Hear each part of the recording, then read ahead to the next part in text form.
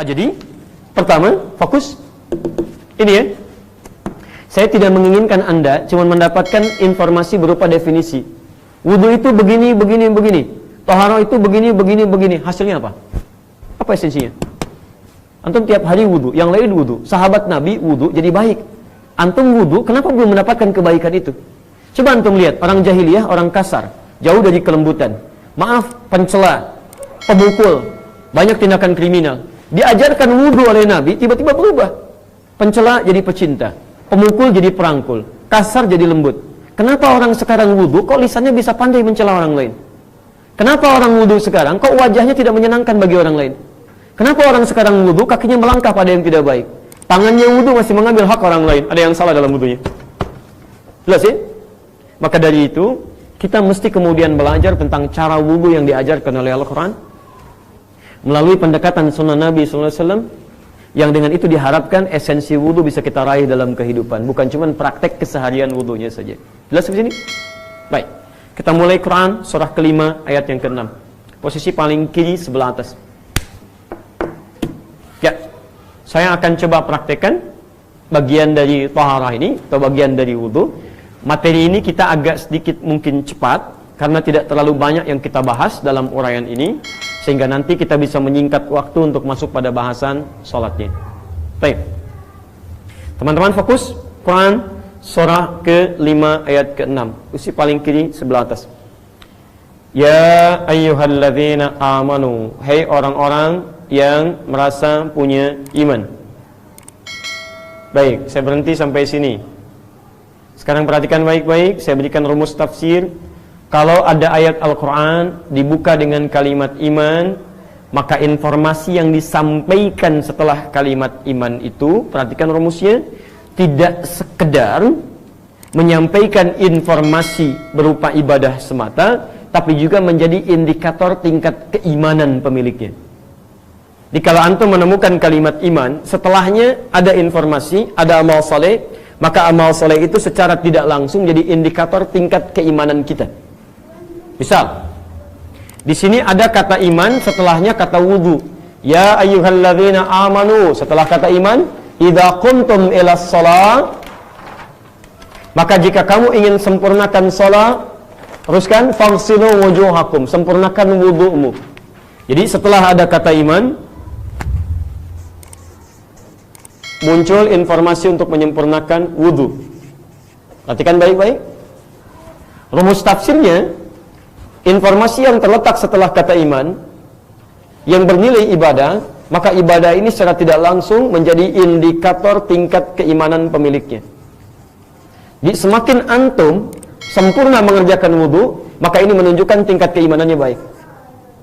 Tapi jika antum melihat anak-anak misalnya, ya, yang sudah baligh atau kerabat yang abai dalam wudunya, cuman sekedar basa-basaan saja, misal, maka ini menunjukkan lemahnya iman yang ia miliki. Ya, nanti kita lihat ya, kalau antum terbiasa berwudu, kita lihat nanti turunan wudunya. Kalau peduli dengan wudunya, apalagi begitu batal, wudu lagi. Begitu batal, wudu lagi misalnya. Ini menunjukkan tingkat keimanan yang luar biasa. Jelas ya? Tidak perlu tunjuk orang lain, kita masing-masing koreksi di mana kira-kira posisi kita dalam keadaan yang disebutkan ini. Oke, sekarang perhatikan. Idza kuntum ila shalah, kalau ingin salatnya sempurna. Garis bawahi. Kalau Anda ingin salatnya sempurna, Al-Quran menyandingkan sifat sempurnanya salat dengan sempurnanya wudu. Seakan-akan memberikan kesan bahwa jika ada seseorang yang wudunya tidak sempurna, maka akan berdampak pada tidak sempurnanya salat. Contoh, langsung hadis. Awas, karena kita dengan Al-Quran dan Sunnah. Hadis riwayat Al-Bukhari, nomor hadis 744. Terdapat pula di hadis riwayat Muslim, nomor hadis 397, yang meriwayatkannya sahabat Abu Hurairah radhiyallahu ta'ala anhu. Kisahnya dialami oleh seorang bernama Khalad bin Rafi' Az-Zuraiqi. Kalau ingin bahas kisahnya lebih dalam, ada di Subulus Salam, di jilid yang kedua, halaman 31, posisi paling kanan sebelah atas.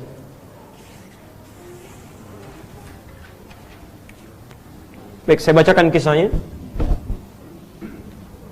Dan pemirsa, semoga kita bisa lebih fokus untuk belajar. Dan kajian ini bagi yang telah mendapati, insya Allah bisa mengingatkan kembali referensi-referensi yang telah kita kaji. Baik, teman-teman, saya bacakan hadisnya. Bima ma'na, qala Ja'a rajulun ila Nabi sallallahu alaihi wasallam. Datang seorang lelaki pada Nabi sallallahu alaihi wasallam. Fadakhala ila al-Masjid Nabawi, maka dia masuk ke Masjid Nabi sallallahu alaihi wasallam. Fasalla bi jambi Nabi sallallahu alaihi wasallam wan Nabi fi nahiyatin ukhra min al-masjid. Maka kemudian dia salat di samping Nabi, Nabi berada di sisi yang lain di masjid. Jadi kalau ini posisi masjidnya misalnya, dia masuk ke masjid, ini area masjidnya. Kemudian dia masuk ke masjid, ini misalnya posisi Nabi di sini. Dia masuk, dia tunaikan salat. Nabi berada di sisi yang ini. Falamma sallama yaminan wa syamala, tatkala selesai salam ke kanan ke kiri, selesai salatnya, dia salam ke kanan ke kiri, atan Nabiyya sallallahu alaihi wasallam. Dia mendatangi Nabi sallallahu alaihi wasallam, faqala assalamu alaik. Dia berkata assalamu alaik ya Rasulullah. Faqala lahu Nabi sallallahu alaihi wasallam, maka Nabi sallallahu alaihi wasallam kemudian menjawab, perhatikan kalimatnya, wa alaikassalam wa rahmatullah. Dan bagi anda assalamu warahmatullah, salam dan rahmat Allah. Lihat kalimatnya, irji' salli fa innaka lam tusalli. Anda silahkan balik lagi, salat lagi karena anda belum salat.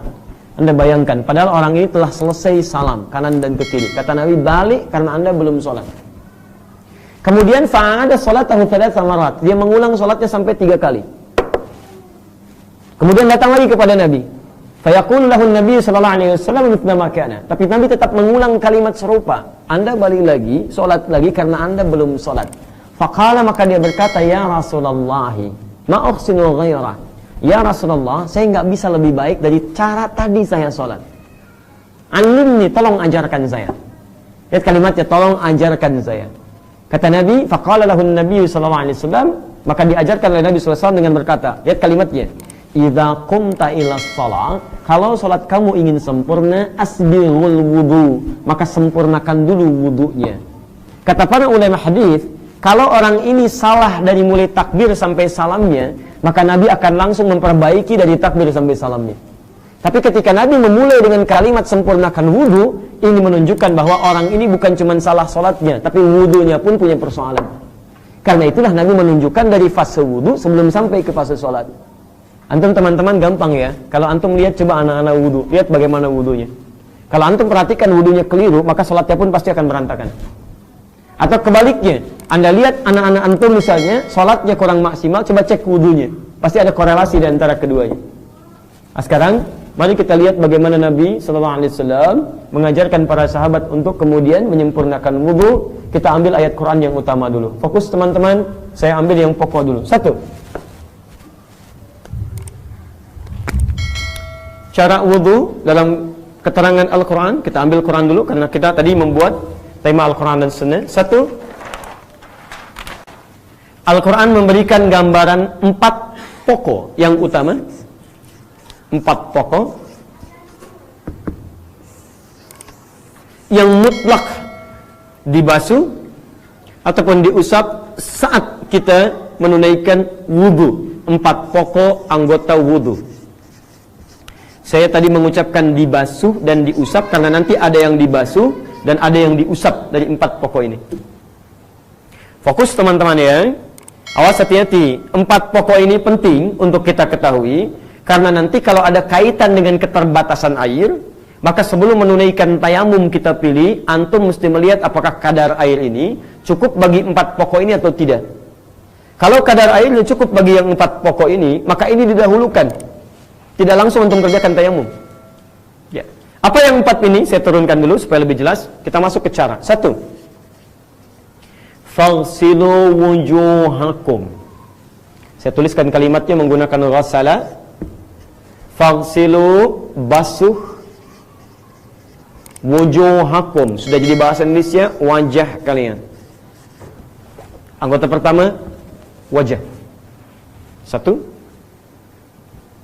2. Wa aydiyakum ilal marafiq. Diikutkan pada hukum yang pertama. Wa-nya di situ disebut ataf. Waw yang mengikutkan pada hukum sebelumnya. Maksud diikutkan pada hukum sebelumnya, ikutkan basuh. Ingat ya, hati-hati dengan kalimat Al-Quran dan hadis. Basuh ini. Saya tuliskan tangan sampai siku. Jadi kita bahas. Tangan sampai siku. Saya tulis lengkap. 3. Harus jeli. Begitu masuk pada yang ketiga, kalimatnya berubah dari ghasala jadi masaha. Wamsahu. Masaha. Dan menggunakan ba, ini yang paling unik. Wamsahu bi ru'usikum, pakai ba. Allah bisa mengatakan wamsahu ru'usakum, tapi di sini uniknya menggunakan ba. Nanti kita bahas. Dan usap kepala kalian. Wa arjulakum ilal ka'bain. Perhatikan, fokus baik-baik. Ketika masuk pada yang keempat, ba-nya dibuang lagi. Tapi diikutkan pada hukum yang pertama, bukan hukum yang ketiga. Kalau hukum yang ketiga maka Allah firmankan, lihat kalimatnya, wa arjulikum. Kalau kalimat menggunakan wa arjulikum maka hukumnya ikut kepada yang ini. Tapi ketika menggunakan a, maka hukumnya ikut kepada yang atas. Wa arjulakum ilal ka'bain. Kaki sampai 2 mata kaki. Ini 4 yang utama. Awas ya, lihat baik-baik, hati-hati, jangan keliru ya. 4 pokok dalam anggota wudhu. Kepala, wajah, tangan sampai siku, mengusap kepala, kemudian kaki sampai kedua mata kaki. Lihat poinnya. Ketika antum mendapati air yang sangat terbatas, tapi masih mampu digunakan untuk berwudu pada yang 4 ini, maka antum tepikan tayamum, dahulukan yang 4 ini. Selain 4 ini, maka dia bukan pokok, dia tambahan, disebut dengan sunnah. Yo, nanti kalau kita tambahkan di akhir, kita praktekkan. Baik, kumur-kumur masuk 4 pokok tidak? Tidak, berarti dia fardu atau sunnah? Sunnah. Baik, teruskan. Basuh telinga, fardu atau sunnah? Sunnah. Baik, istinsyak, menghirup air ke hidung, fardu atau sunnah? Sunnah. Baik, membasuh telinga, sekali lagi, fardu atau sunnah? Sunnah. Artinya, kalau antum punya air yang sifatnya terbatas, tidak bisa digunakan untuk keseluruhannya, tapi bisa yang 4 ini, maka tayamum simpan dulu, kemudian dahulukan yang 4 ini dulu. Paham? Alhamdulillah. Kita